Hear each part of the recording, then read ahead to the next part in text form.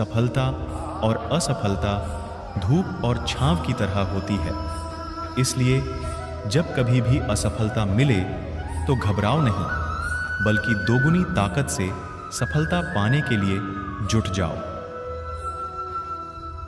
पढ़ें सफलता के स्वप्न को साकार कराने वाले पढ़े 5 बड़े प्रेरक वाक्य।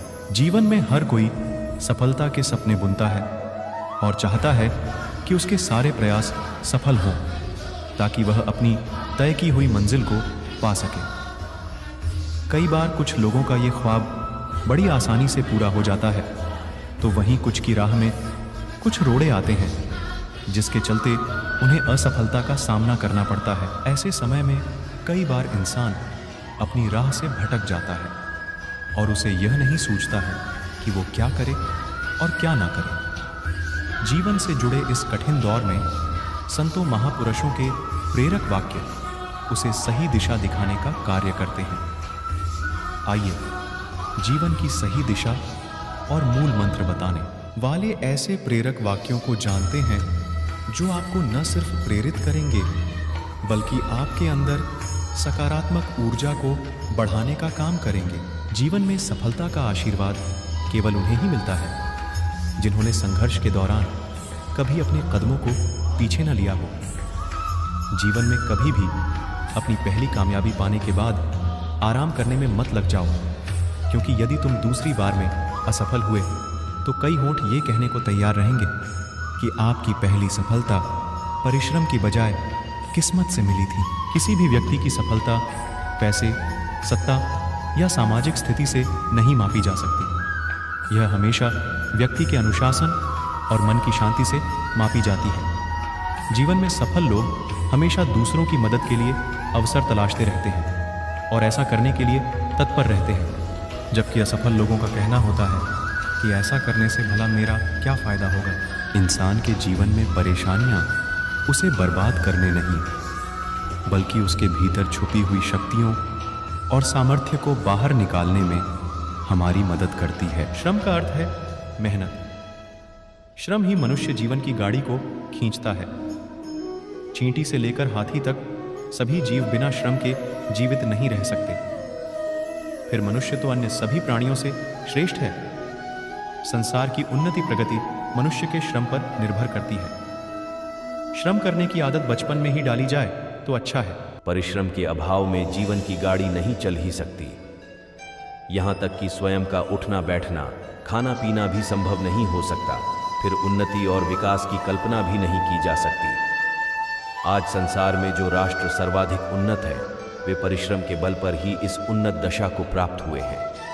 जिस देश के लोग परिश्रमहीन एवं साहसहीन होंगे, वह प्रगति नहीं कर सकता। यदि छात्र परिश्रम न करें तो परीक्षा में कैसे सफल हों? मजदूर भी मेहनत का पसीना बहाकर सड़कों, भवनों, बांधों, मशीनों तथा संसार के लिए उपयोगी वस्तुओं का निर्माण करते हैं। मूर्तिकार, चित्रकार अद्भुत कलाओं का निर्माण करते हैं। कवि और लेखक सब परिश्रम द्वारा ही अपनी रचनाओं से संसार को लाभ पहुंचाते हैं। कालिदास, तुलसीदास, टैगोर, शेक्सपियर आदि परिश्रम के बल पर ही अमर हो गए हैं।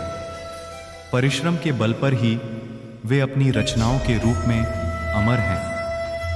आज हमारे देश में अनेक समस्याएं हैं।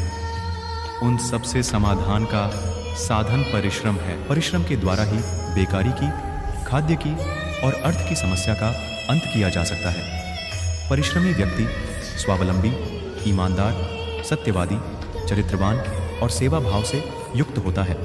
परिश्रम करने वाले व्यक्ति का स्वास्थ्य भी ठीक रहता है। परिश्रम के द्वारा ही मनुष्य अपनी, परिवार की, जाति की तथा राष्ट्र की उन्नति में सहयोग दे सकता है। परिश्रम ही सफलता का सोपान है। सफल जीवन की सार्थकता का यही मूल मंत्र है। उद्यमेन ही सिद्ध्यन्ति कार्याणि न मनोरथ है, अर्थात परिश्रम से ही सारे कार्य सिद्ध होते हैं और तभी मीठे फल की प्राप्ति होती है।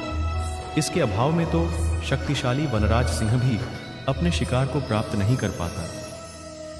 नहीं सीटी अपनी नन्ही नन्ही टांगों से कोसों चलती हैं और चलती ही रहती हैं, कभी थकती नहीं। अपने लक्ष्य की प्राप्ति हेतु हमें अधिक परिश्रम करना होता है। इस प्रयास में हम कई बार निराश भी होते हैं। जिस प्रकार से सीढ़ी पर चढ़ते समय कई बार गिर जाते हैं तो चढ़ना नहीं छोड़ देते और अंत में पूरी सीढ़ियां चढ़ जाते हैं। अतः हमें अपने प्रयास में कमी नहीं छोड़नी चाहिए। इसी से मिलती जुलती एक कहानी प्रस्तुत कर रहा हूँ। प्रकाश बचपन से ही मेधावी था। उसके माता पिता बहुत धनी नहीं थे, परंतु वह अपने बालक को बहुत अच्छी शिक्षा दिलवाना चाहते थे। धनाभाव के कारण उन्होंने प्रकाश को एक सामान्य विद्यालय में प्रवेश दिलवा दिया। वह प्रतिदिन बड़ी खुशी से विद्यालय जाता था और खूब लगन से मेहनत करके अध्ययन करता था। उसकी रुचि अध्ययन में सामान्य बालकों से कुछ अधिक ही थी। उसके माता पिता बड़े भाग्यशाली थे, जिन्हें ऐसा सुशील, सदाचारी व संस्कारी पुत्र प्रभु ने दिया था। वह निरंतर कक्षाएं उत्तीर्ण करता गया और हर कक्षा में सदैव अव्वल रहता था। उसकी लगन, कठिन परिश्रम एवं आत्मविश्वास को देखकर गुरुओं की प्रसन्नता का ठिकाना नहीं था। प्रकाश के कारण विद्यालय में उसके माता पिता का खूब सम्मान किया जाता था। धीरे धीरे प्रकाश ने कक्षा 12 की परीक्षा पूरे राज्य में प्रथम स्थान प्राप्त कर उत्तीर्ण की। विद्यालय में इस बात पर बड़ी प्रसन्नता व्यक्त की गई। साथ ही उसके माता पिता भी बहुत प्रसन्न थे। अब समय आ गया था जब प्रकाश को अपने जीवन का लक्ष्य निर्धारित करना था। उसने अपने माता पिता के समक्ष अपने विचार रखते हुए कहा कि वह प्रशासनिक परीक्षा की तैयारी करना चाहता है।